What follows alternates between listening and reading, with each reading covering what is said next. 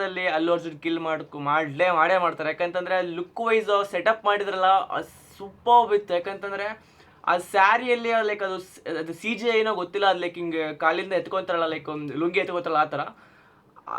Definitely ಅದು real ಇದ್ರೆ ಮಾತ್ರ ಬಹಳ ಶಾರ್ಟ್ಸ್ ತೊಗೊಂಡಿದ್ದಾರೆ ಪರ್ಫೆಕ್ಟ್ ಆಗೋದಕ್ಕೆ, ಬಹಳ ಚೆನ್ನಾಗಿತ್ತು ಅದು. ಆಮೇಲೆ ಅವರು ಎಲ್ಲ ಲೈಕ್ ಎಲ್ಲ ಮಾಡ್ಕೊಂಡ ತಕ್ಷಣ ನೆಡ್ಕೊಂಡ್ ಬರ್ಬೇಕಾದ್ರೆ ಒಂದು ಹಿಂದ್ಗಡೆ ಒಂದು ಹಾವಿಂದ ಒಂದು ಹೆಡೆ ಇರುತ್ತಲ್ಲ, ಸೇಮ್ ಪರ್ಫೆಕ್ಟ್ಲಿ ಅಲೈನ್ಡ್ ಇದೆ.